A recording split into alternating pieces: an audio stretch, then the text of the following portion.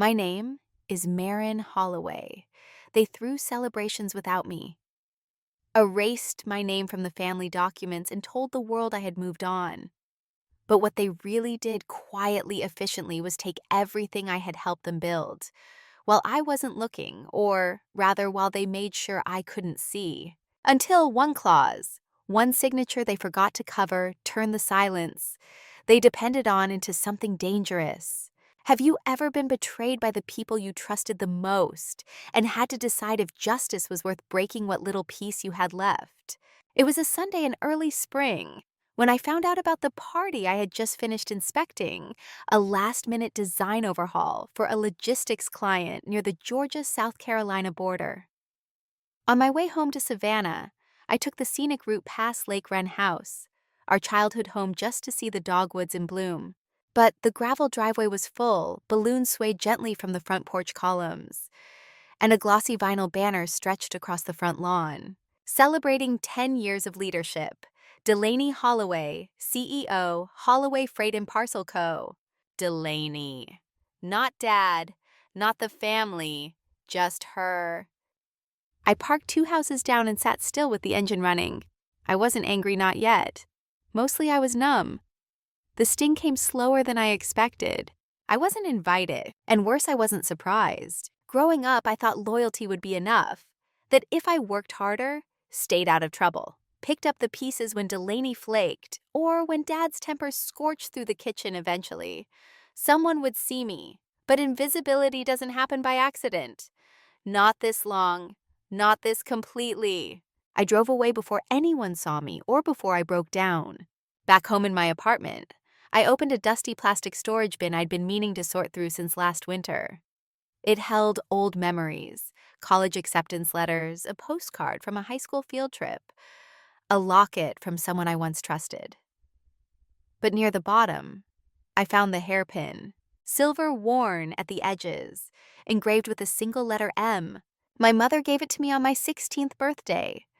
"As long as you wear it," she whispered, "I'll always see you as strong." Funny, I hadn't worn it since the day she signed a credit application in my name without asking. It took me 6 months to clean up the damage. She never apologized. Just blamed the bank, said it was just a signature. I slipped the pin back into its velvet pouch and pushed it under a pile of sweaters I never wore anymore. Not today. That night, I reheated leftover stew. As I stirred the pot, my phone buzzed. Unknown number. I let it ring once, twice. Then I picked up. "Miss Holloway." A male voice asked, formal but hesitant. "This is Charles Greaves. I was your family's estate attorney, up until recently." Was I asked, brow furrowed. "I've been trying to follow up on some transition paperwork. The revised trust documents were sent to your residence in Savannah a few months ago, but we haven't heard back." I never received anything I said quietly. There was a pause on his end. "Would you be willing to meet in person?" he asked. "I think we should go over a few things together." 3. The next morning, I went to the post office. A friendly clerk tapped away at her keyboard, then frowned. "It says here," she said gently, "there was a temporary mail forwarding update filed. It removed your name from this box and redirected it to Delaney Holloway, digitally signed." I stood there still letting the words settle. No reaction, no tears, just that dull pressure in my chest. Back in my car, I didn't drive home. I went straight to Charles Greaves's office downtown, tucked inside a sandstone building near the Savannah River. He greeted me in the lobby with eyes full of caution. "I need you to understand something before we start," he said, as he led me into a small conference room with drawn curtains. "What I'm about to show you reflects your parents' latest directives, but it might come as a shock." He laid out a thick file. Their entire estate, Lake Wren House. The warehouse lots, the shipping contracts, all were transferred legally to Delaney, her name alone. All of it. My voice barely rose above a whisper. He nodded. "I assumed you'd received the update." I shook my head slowly. "In the previous trust was I listed?" "Yes," he said, "as equal co-beneficiary." He paused, then crossed the room to a wall safe. After entering a code, he retrieved a cream envelope sealed with gold wax. This, he said, handing it to me, was left for you. It predates the new trust by 6 months. Your parents delivered it themselves. I stared at it. Cold air seemed to pool around my fingers as I opened the envelope. Inside was a notarized copy of the original trust naming me as 50% co-owner of all Holloway Estate Assets Real Estate Retirement Company shares. My mother's signature. My father's too. And on a yellow sticky note in Charles's handwriting, for Marin, copy retained. I couldn't speak, because I finally understood this wasn't a mistake. It was a replacement. Unless they formally revoked it, it should still. Halbrook paused, walked over to a small safe tucked behind a filing cabinet, and turned the lock with slow precision. From within, he pulled out a thick cream envelope sealed with a gold sticker, edges slightly worn. This, he said, was meant for you, dated 6 months before the new documents. Your parents dropped it off themselves. I stared at the envelope, fingers suddenly numb. Why didn't I ever get this? He sighed. Your sister picked it up the day you were supposed to, said she'd deliver it. Of course she did. My thumb broke the seal with a quiet snap, and I unfolded the letter inside. My breath caught on the first line. By the third, my stomach had dropped. I hadn't even realized I was shaking until the page began to tremble in my hands. This wasn't just a note, it was legal. A notarized copy of the original Holloway Family Trust dated 14 months ago, clear ironclad, naming me Marin Holloway as a 50% co-owner of all family real estate, including Lake Wren House and my parents' retirement assets. There was my mother's signature, my father's. And in the margin, a neat yellow sticky note in Gerald's handwriting, for Marin, copy retained. 14 months ago, that was before Delaney moved back to Savannah after her second divorce. Before the Friday dinners I was no longer invited to. Before my name began vanishing from company memos and family emails. Before I started wondering if I was imagining my own erasure. Mr. Halbrook set a glass of water down beside me and said gently, "Take it home. Read it again. Don't rush to respond." I nodded. The words barely formed in my throat. As I drove home, the letter sat in the passenger seat like a loaded truth. I wasn't ready to hold my fingers itch to call someone, but who? My father, who once told me, "You're the backbone of this family," my mother who signed her name to a trust. She later pretended didn't exist. Delaney, the woman who once shared secrets with me under the attic skylight, and now deleted my name from certified mail. I wasn't ready to scream, not yet. 4. I sat on the edge of my couch, the letter still in hand, and then I did something I hadn't done in years. I cried. Not the messy kind that comes with heartbreak. No, this was different. A slow, hollow cry, the kind that spills out when you realize betrayal didn't happen by accident. It was a choice, a plan, a dismissal signed and sealed by people who once kissed your forehead goodnight. Between tears, I pulled out an old yellow notepad and began listing numbers. Cold, hard facts. I'd paid off $78,300 toward the second mortgage on Lake Wren House after the market dip in 2016. Covered the surprise property tax bill in 2020. Paid for emergency roof repair after that hurricane scraped through the east side of Savannah. Every time Mom called it just a favor, family, helping family. But apparently, those favors didn't earn you a seat at the table. They just made you easier to replace. Later that afternoon, I pulled up to Holloway Freight and Parcel Co., the logistics firm my grandfather built, the one I helped modernize with digital inventory systems and streamlined routing before Delaney even returned from Atlanta. The building still bore the old iron sign we'd restored together in 2011. Inside, my father sat behind the counter, flipping through invoices. He looked up, offered a polite nod. No warmth, just obligation. "Didn't expect you," he said. I shrugged, thought I'd stop by. The air smelled like grease dust and history. My eyes drifted to the back wall where the founder's plaque hung. 10 years ago, it had 4 names: Franklin, Margot, Marin, Delaney. Now there were only 3. Mine was gone. I walked up pretending to study the shine. Was the plaque updated? Dad didn't look up. "Delaney's been doing more around here. She's earned it." I bit the inside of my cheek, steadying my voice. "So erasing someone's name is how we say thank you now." He shrugged. You're busy doing your own thing. Right. My own thing, like paying their mortgage, handling shipment logistics for 6 states, leading expansion plans, no one credited me for. I turned to leave before the heat behind my eyes turned into something I'd regret. That evening, back in my apartment on Abercorn Street, I sat at the kitchen table beneath the soft hum of a dying ceiling fan. The letter from Mr. Crane sat in front of me like a silent witness. I opened my laptop and logged into the Chatham County Property Records site. My hands moved automatically now, like muscle memory born from years of being sidelined and quietly documenting it all. I typed in the address of Lake Wren House. There it was. 3 months ago, the deed had been transferred in full to Delaney Holloway. No mention of shared ownership, no trust, just her name, bold and unaccompanied as if I never existed. I exhaled slowly, then clicked again. A second filing. My father's half of Holloway Freight and Parcel Co.'s warehouse property transferred also to Delaney. No announcement, no discussion, just the erasure of my name in soft, clean legal lines. No wonder Mr. Crane had contacted me. Legally, he had to notify anyone previously named in the trust. They hadn't forgotten me. They just hoped I wouldn't notice. I reached for the glass of water beside me but didn't drink. Instead, I grabbed the envelope and stepped outside. The Savannah dusk was fading, painting the sky with bruised lilac and burnt coral. I sat down on the stoop beside the rusted mailbox and stared at my name, printed clearly on the letter again. Marin Holloway co-owner. Not a suggestion, a statement. They erased me, I whispered to no one because they thought I wouldn't fight. My phone buzzed in my lap. A message from Delaney. Don't make this messy. You were never meant to have it anyway.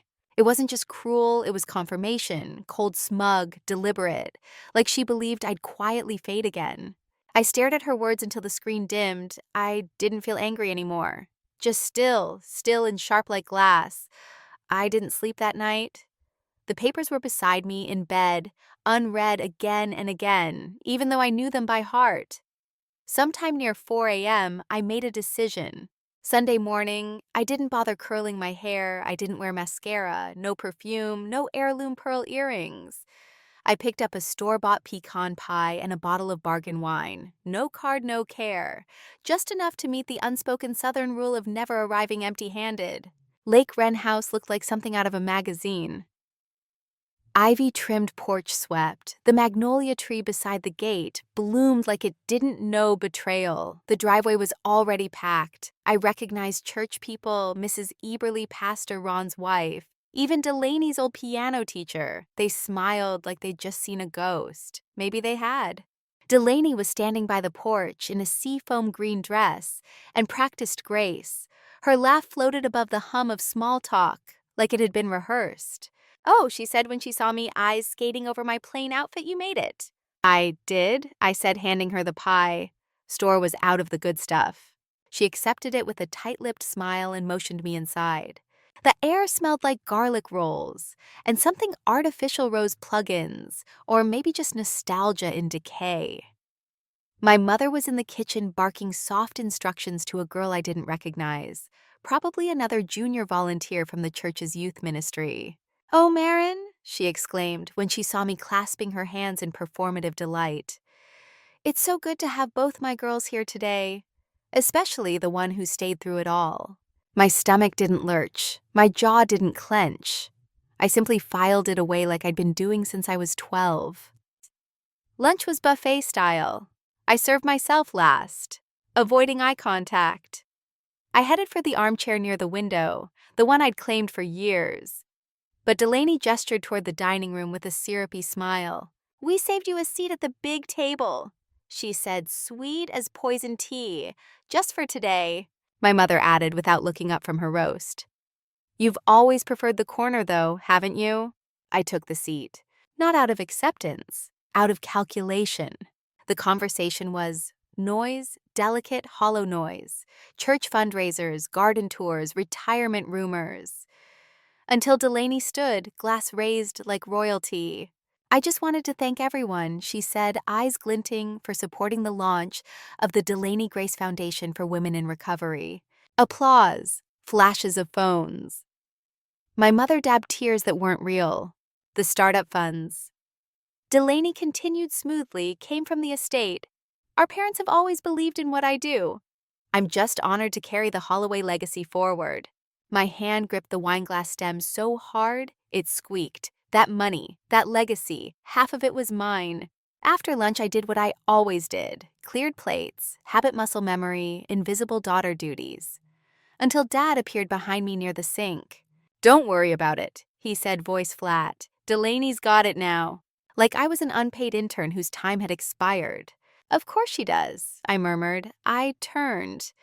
And that's when Delaney leaned in, her breath warm against my ear. "You're lucky I let you come." I froze, just for a second. I walked down the hallway straight to the guest bathroom. The one I painted 6 years ago while Mom was recovering from her hip surgery still smelled like lavender sachets in denial. As I locked the door, something caught my eye.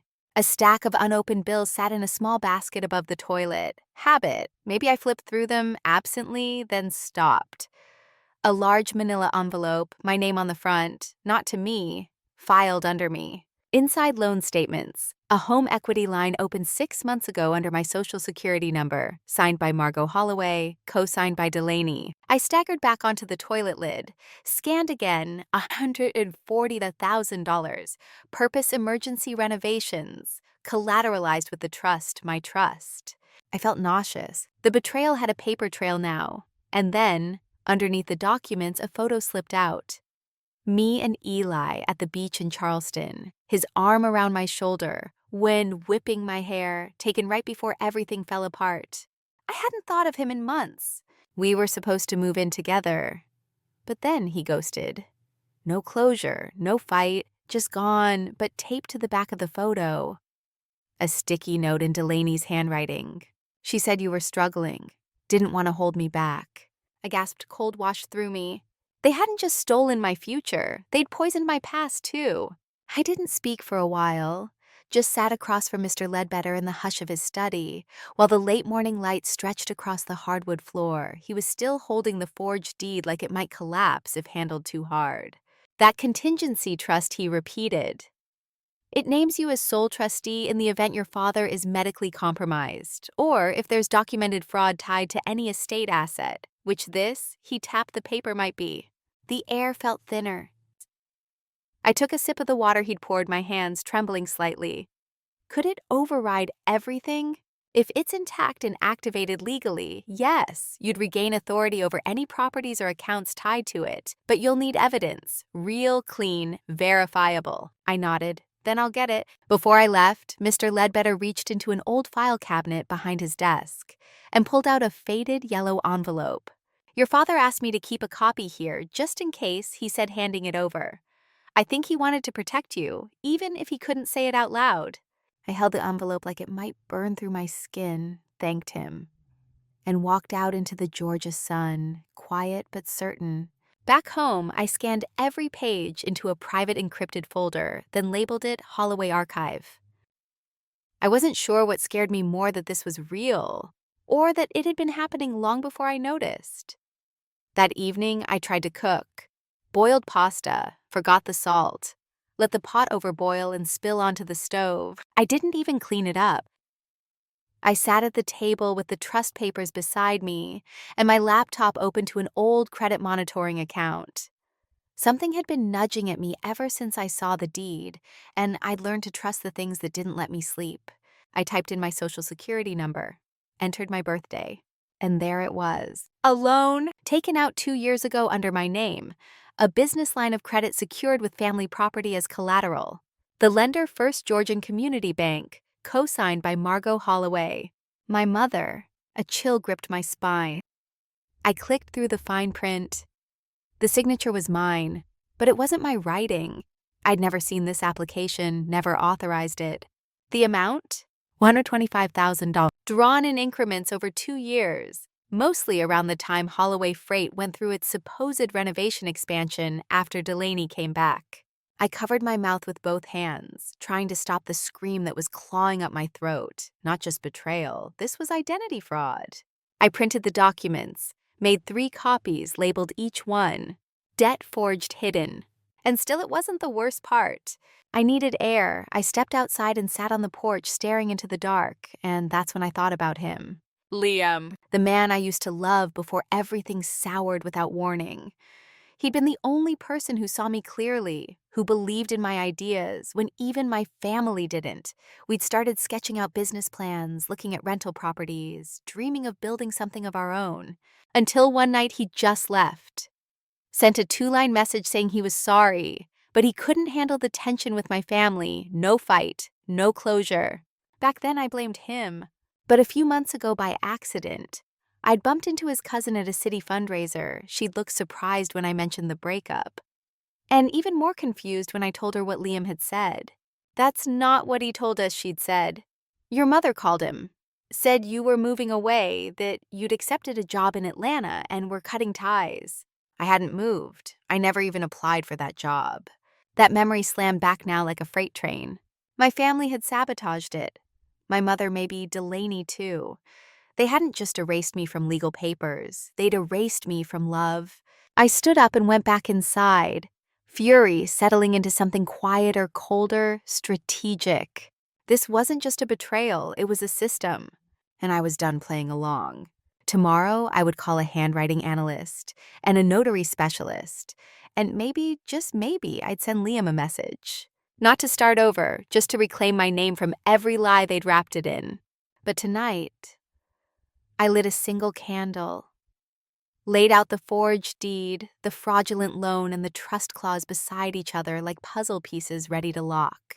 And I whispered aloud, "You taught me how to fight quietly. Now I'll show you what I learned." Would that override the current will? I asked. Mr. Ledbetter leaned back in his chair. If the trust is valid and the trigger conditions are met. He paused. Yes. You could effectively reclaim legal control of a large portion of the estate. I swallowed hard. The words were heavy, but they didn't crush me. They steadied me. I started to gather the documents, stacking them slowly, methodically when the doorbell rang. Mr. Ledbetter frowned. That must be Marie. She used to work for your family, didn't she? My hand froze mid-motion. Marie Emerson, our housekeeper for nearly 12 years. She left suddenly the year after Delaney moved back in. No explanation, no goodbye. Just vanished like she'd been erased. I hadn't seen her since. The door creaked open and a woman stepped inside. Her hair was streaked with gray now, her frame slimmer, but her eyes, those warm, steady eyes, met mine without flinching.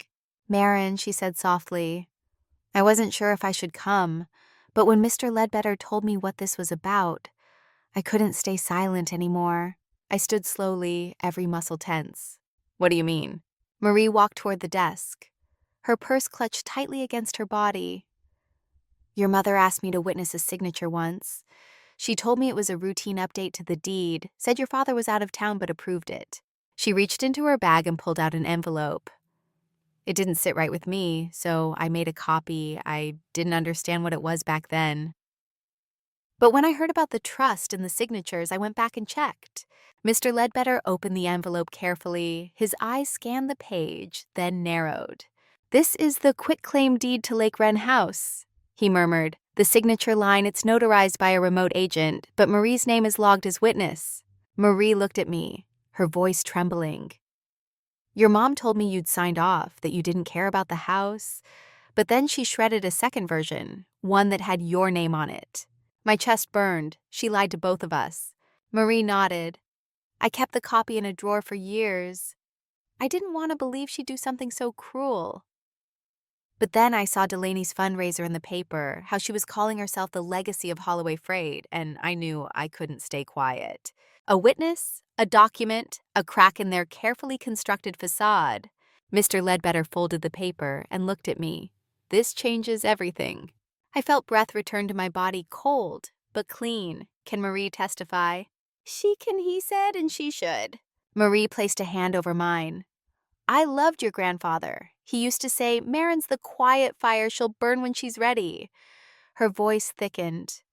"I hope this helps you burn the right things down." I left the house not in pieces, but sharper than I'd ever felt. Back home, I scanned Marie's document into the folder I'd renamed Inheritance Integrity. right beside the handwriting analyst's report and the trust copy Mr. Ledbetter gave me. That night, I didn't try to cook. I let the kettle whistle too long, stared out the window as the magnolia branches danced in the wind. And when my phone buzzed, I didn't hesitate. The transcript popped up. Whatever you're digging into, stop. You're not thinking clearly. You don't want to destroy this family. It was my mother's voice. Measured sweet, the kind of voice that used to soothe me after nightmares as a child. Only now I knew she'd become the nightmare. I didn't want to destroy the family. I just wanted them to stop destroying me. By Friday afternoon, I had every file, every name, every timestamp aligned. My phone buzzed again, this time a notification from the county recorder's office. The handwriting analyst's report had been verified and uploaded. One line jumped off the screen. The signature on the quitclaim deed exhibits significant deviations and is highly unlikely to have been written by the same individual as prior verified documents under Franklin T. Holloway. My father hadn't signed that transfer. My mother had forged it. And now I had a copy A report and a witness who used to serve them breakfast while they plotted my erasure. Saturday passed in quiet choreography. I vacuumed the hallway twice, folded the same 3 dish towels into perfect thirds. The house was spotless, but my hands were still shaking. The weight of clarity is strange. It makes the world sharper, not lighter. By nightfall, I had laid out my war chest trust documents deed history, the forged signature Marie's copy, the analyst's certification, and my own annotated spreadsheet of the payments I'd made over the past decade. The money I gave, the pieces of myself I let them take. I stared at it all laid out on the floor and whispered aloud, "You tried to erase me, but you forgot some of us leave trails. Not in ink, but in memory, in backbone." And in truth, the next morning I didn't open my inbox. I didn't check my phone. I just opened the windows and let the Savannah air cut through the stale grief hanging in my apartment. Then I got in the car. I drove past the Spanish moss and the historic row houses until the buildings gave way to manicured sidewalks and quiet old money. My tires crunched across the gravel outside Holloway and Shaw, the law firm where the new estate attorney had taken over after Mr. Ledbetter retired. I didn't go in. Not yet. Instead, I stared at the building and thought about how easy it would be to disappear, to just move on and let them have it all. But then I remembered the lake deed, the fake signature, the voicemail, the trust tucked into my fireproof box with my name, only my name carved into it like it mattered. And I remembered the way Delaney had smiled at that party like her win had been preordained, like I was just a footnote in her version of our family's legacy. I turned the ignition off. The draft letter to the new estate attorney was still unsigned in my bag, along with a copy of the original trust and Marie's written statement. Marie, the woman who had once cleaned our home, with the same quiet reverence I now used to build my case, had come back not just with guilt, but receipts. She remembered the day my mother forged the signature, remembered the folder she wasn't allowed to look inside, and remembered the pressure in her chest when Margot Holloway said, "Just stamp it." You know, he'd agree. Marie was now part of my defense. I took out the envelope and walked up the stairs like I had every right to be there. Because I did. Inside, I asked to speak with the estate lawyer on file. I expected delays, I expected red tape, but instead, I got a woman named Clarice with a quiet voice and firm eyes who invited me into her office like she'd been waiting for this moment too. We didn't exchange pleasantries. I handed over the trust, the analysis, Marie's affidavit, and the notarized confirmation of the fake deed. Clarice scanned through them slowly, then looked up at me. "This is actionable," she said, "not just civil, potentially criminal." I nodded. "There's more," I said, reaching for my phone. I opened my voice recorder app and played the audio I'd saved months ago. My mother's voice soft and smug. Delaney's earned it. Marin never wanted the pressure. And Delaney's laugh. Let her keep her art in silence. She'll never notice. Clarice's lips thinned. "We'll begin with an injunction to freeze all remaining assets under the Holloway Trust. Then we'll request an independent audit of all property transfers and disbursements. Do you want to pursue criminal charges?" I didn't answer right away. Because revenge, no matter how clean it looks on paper, always comes at a cost. But this wasn't revenge. This was reclamation. I want the truth on the record, I said finally. Whatever happens after that happens. She nodded. Then we'll file on Monday. As I walked out of the office, the sunlight hit me square in the chest. For the first time in months, it didn't feel like a weight. It felt like a witness. I got back in the car and drove to Lake Wren. The gravel road was still uneven. The trees still leaned into the narrow path like they were whispering secrets between themselves. I parked near the edge of the property and stepped out slowly. The boathouse was locked, the dock half rotted, but the house still stood, Lake Wren House, the one place that had once felt like belonging. I pulled the keys from my bag.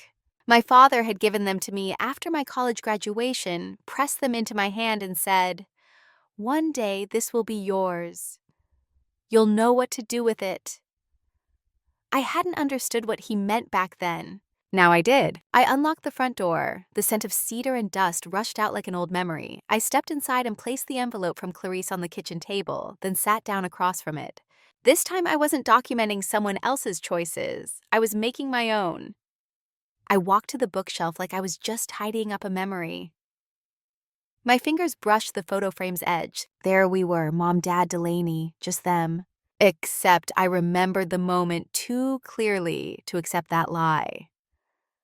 I'd been the one to set up the camera I'd sprinted into place before the timer clicked.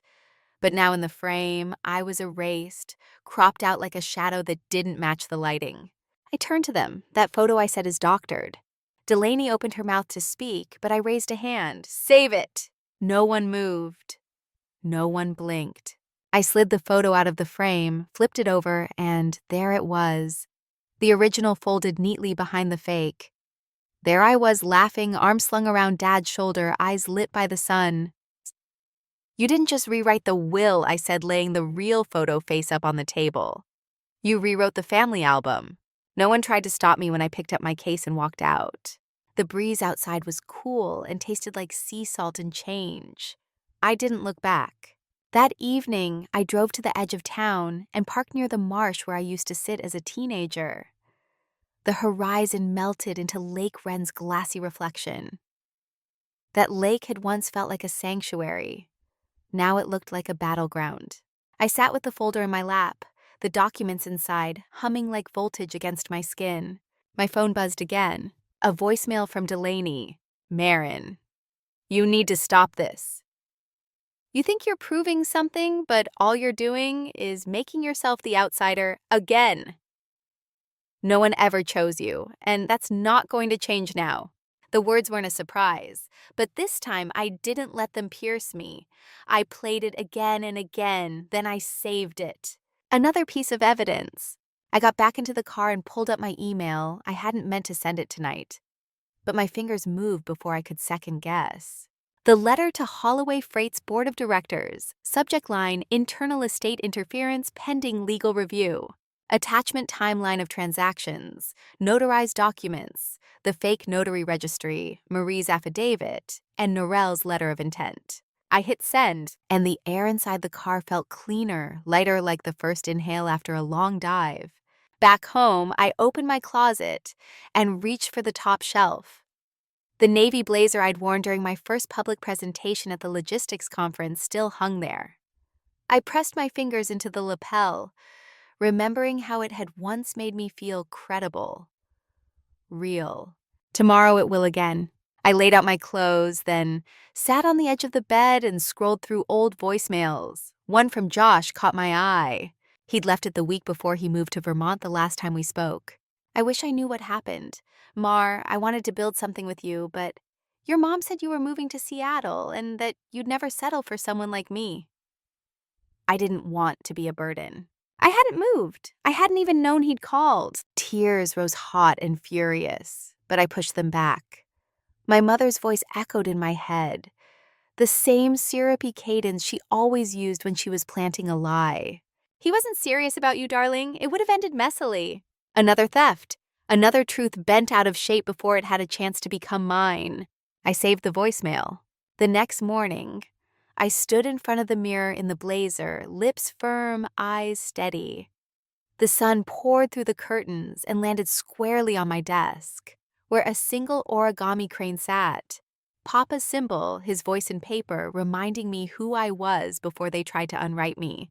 By 9:00 a.m., I was standing in the elevator of Holloway Freight's downtown office. My heels clicked on the marble floor with the kind of certainty that no apology could chase down. The receptionist looked up. "Can I help you?" "Yes," I said, handing her the letter. "Deliver this to the full board immediately." She hesitated. "And you are?" "Marin Holloway," I said, "co-founder's daughter, and the legal heir to 50% of this company. The paperwork says so." Her eyes widened just enough to tell me the name still mattered. I turned, headed back to the street, and let the glass doors close behind me. I didn't need to watch them read it. They'd feel it. The courtroom hushed as the judge finalized the interim ruling. "A temporary injunction is granted," he said, voice measured. "Effective immediately, all estate transactions are frozen. Probate records will be reopened, and a forensic audit of the Holloway Family Trust will commence within 7 business days." Delaney's perfectly applied lipstick barely concealed the twitch in her mouth. Margot's hand trembled as she reached for her pearls, her usual gesture of composure. But today, they felt more like shackles. Franklin didn't say a word. He just stared at the origami crane on the table, like it might unfold and fly off with everything he thought was his. As the gavel came down, I didn't flinch. I didn't smile either. This wasn't a win, it was a reckoning. Outside, the air smelled like damp concrete and pine. I walked slowly down the courthouse steps, clutching my folder against my chest like a shield. Norelle matched my pace in silence. When we reached her car, she turned to me. "They underestimated you," she said simply. I nodded. They always did. She opened the door and paused. "Now the real battle begins." I spent the rest of the afternoon in quiet defiance. I didn't call anyone. I didn't post. I drove to the lake instead. Lake Wren, the one where I'd spent my best childhood summers before the family learned to weaponize love. I parked near the edge of the overgrown dock, let the breeze tangle my hair, and closed my eyes. For the first time in months, I didn't feel like I was drowning. I felt like I could float. That night, I returned to the house that was no longer mine. I didn't go in. I didn't knock. I stood outside the iron gates of Lake Wren House and watched the light flicker in the upstairs study, the room that used to be mine, the room they'd gutted when they gutted me. I wondered if Delaney had found the receipts I'd left tucked in the attic floorboard, the ones proving I had covered the emergency roof repair and the HVAC replacement after Hurricane Tilda. I wondered if Margot ever thought about the time I drove her to every radiation appointment while Delaney couldn't take time off work. Probably not.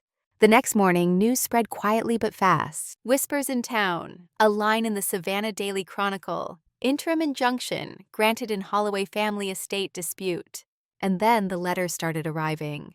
One from the IRS confirming audit procedures, one from the bank notifying of a freeze on shared accounts, and one handwritten from Marie, the former housekeeper. "Marin, I thought you should know. After I left, your mother offered me money to sign a second deed. I refused, but the notary came anyway. The same woman from the college gala years ago. I'm willing to testify if needed. I folded the note slowly. It felt like a match against a gasoline trail I hadn't even seen. They hadn't just betrayed me. They'd turned deceit into a family hobby. By the following week, I was back at Norelle's office, ready to proceed with the next phase: civil litigation fraud claims, restoration of title. I wasn't naive. I knew it wouldn't be fast and it wouldn't be quiet, but it would be real. One evening, as I sorted through affidavits and case files, my phone lit up. Unknown number. I stared at it for a moment before answering. "Marin." The voice stopped my breath cold. "Caleb?" I hadn't heard it in years. Not since the night he left Savannah for New York after Margot told him I'd run off with someone else. A lie. I hadn't even known she told until much later. "I heard what happened," he said gently. I swallowed hard. "I'm still finding out what happened." "They tried to keep me away," he added. "They said you changed, that you didn't want me." I pressed my lips together, fighting the sudden sting in my eyes. "They said the same thing about you." There was silence. Then a soft exhale. "I'm back in town. If you ever want to talk, really talk," he said. I'm here. I didn't answer, not yet. I wasn't ready to revisit the girl who used to believe love could survive anything, not even betrayal. But a part of me remembered the sound of his laugh. The way he looked at me was like I was enough without having to prove it. I ended the call with a soft thank you and set the phone down. Outside my window, the wind rustled through the magnolia tree, the one my grandfather planted when I was born. Its roots ran deep like mine, and maybe, just maybe, the soil was finally shifting in my favor. The courtroom emptied, but no part of me felt victorious. Just still. The kind of stillness that follows a long storm, not quiet. Because nothing's left, but because everything finally makes sense. Effective immediately, the judge had ruled, a freeze is placed on all transferred estate assets. Probate records will be reopened. A formal investigation into the misuse of family funds is authorized. Delaney slumped in her chair. Margot opened her mouth, maybe to plead, maybe to twist one last thread of control, but the judge silenced her with a single raised hand. You've had your say. And that was that. As I walked past them, Franklin couldn't meet my eyes. My mother, ever the dramatist, whispered faintly, Marin, please. I didn't stop for her, but I paused, just long enough to say, this wasn't revenge. It was restoration. And I kept walking, not storming out, just forward, unburdened. The gravel crunched under my tires as I pulled into the driveway of Lake Wren House. Once my grandfather's, now mine in name, in spirit, and in something deeper than either memory. But I wasn't here to celebrate. I was here to breathe. The house looked the same from the outside. White shutters, sloped roof, that magnolia tree, bowing like it remembered me. But inside, it had changed. Not in furniture or paint, in presence. It no longer belonged to people who wore love like a mask. It belonged to someone who had earned peace. I wandered into the kitchen, touching the old wood counter and the ceramic sink beneath the window. The same place where Grandpa once peeled peaches in summer. Whistling low, that sound used to make me feel safe. Now the silence did. I opened the mail slot half out of habit, and there it was. A letter yellowed at the corners, handwritten in firm, familiar strokes. Papa's, Marin. If you're reading this, it means you did what I hoped you would. You stood tall. You chose truth over comfort, dignity over fear. I know they would try to take what you helped build, but I also knew they couldn't take your heart. This house, this legacy was never about titles or names on paper. It was about strength in silence. And you, my girl, have always carried more strength than they ever knew. Love you always. Papa. I folded the letter back slowly, pressing it to my chest. Not closure. Release. That evening I walked up to the attic, no longer a storage space of old burdens, but a room of light, of breath, of becoming. I placed a single object on the center shelf, my grandfather's origami crane. Still worn, still faded, but upright. Whole, like me, and... Later my phone buzzed. A voicemail. My mother. I didn't press play. Some things don't need slamming to be closed. I watched the screen dim, then fade out, and I knew. I wasn't angry anymore. I wasn't grieving them either. Because I had finally chosen me, not the daughter version of me, not the fixer, not the forgiver, just Marin. As I had always been when no one was watching. Outside, kids laughed in the distance. One girl darted past the gate, chasing a paper bird. I smiled. Not because I believed everything was healed, but because I knew healing had begun. I didn't need to burn bridges, but I wasn't rebuilding the old ones either. Because some places are meant to be remembered, not returned to. Some people are meant to be released, not chased. And some battles, they aren't about winning. They're about remembering you were never weak, just unseen. Until now, if you've ever had to walk away from the people who were supposed to protect you, know, this, you're not alone. You are not dramatic. You are not overreacting. You are allowed to choose peace over pretense. You are allowed to reclaim what was always yours, your worth. Comment at 9 if you've ever had to fight to be seen. And if this story touched something in you, hit the like button to support more stories of healing. Subscribe for more true life narratives that uncover quiet strength and remind us that survival is just the beginning.